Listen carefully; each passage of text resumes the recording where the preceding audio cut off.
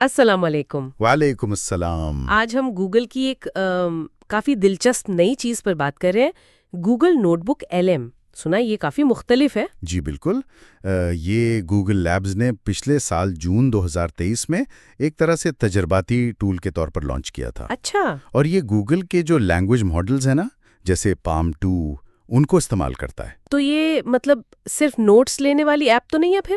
کیا خاص بات ہے اس میں؟ نہیں، یہ اس سے کافی آگے ہے۔ دیکھیں، یہ کئی کام کرتا ہے۔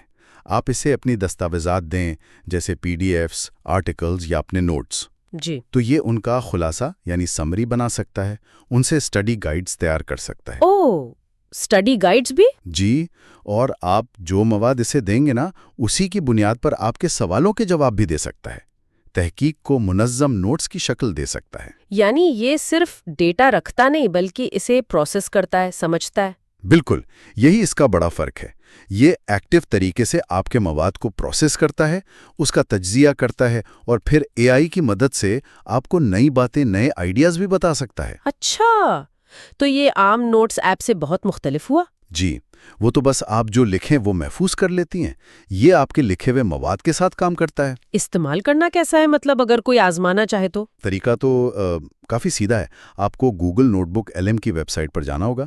البتہ یہ ابھی ہر جگہ نہیں ہے، کچھ خاص علاقوں میں دستیاب ہے۔ اوکے۔ وہاں جا کر اپنے گوگل اکاؤنٹ سے سائن ان کرنا ہے، اور پھر اپنے ذرائع یعنی جو بھی مواد ہیں، PDFs، گوگل ڈاکس یا کہیں سے ٹیکسٹ کاپی پیسٹ کر کے اپلوڈ کر دیں۔ اور اپلوڈ کرنے کے بعد پھر کیا؟ بس پھر آپ AI سے بات چیت شروع کر سکتے ہیں، اس سے سوال پوچھیں آپ کے اپنے مواد کے بارے میں، خلاصے بنوائیں، نوٹس بنوائیں۔ اور وہ نوٹس محفوظ ہو جاتے ہیں؟ جی، آپ انہیں وہی محفوظ رکھ سکتے ہیں یا پھر گوگل ڈاکس میں ایکسپورٹ بھی کر سکتے ہیں آسانی سے۔ زبردست۔ اچھا، اس کے فائدے کیا ہیں؟ مطلب روزمرہ کے کام میں کیسے مدد مل سکتی ہے؟ فائدے تو کئی ہیں۔ سب سے بڑا تو یہ کہ تحقیق بہت مؤثر یعنی ایفیشینٹ ہو جاتی ہے۔ بڑی بڑی دستاویزات سے خاص باتیں نکالنا بہت تیز ہو جاتا ہے۔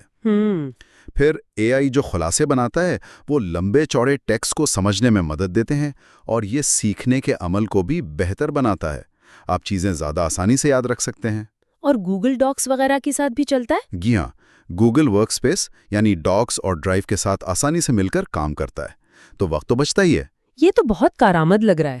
تو کیا یہ مفت ہے یا اس کی کوئی قیمت ہے؟ دیکھیں، ابھی تک یعنی 2024 میں تو یہ استعمال کرنے کے لیے بالکل مفت ہے۔ اچھا۔ ہاں، لیکن یہ بات ذہن میں رہے کہ یہ ابھی تجرباتی یعنی ایکسپیریمنٹل فیز میں ہے۔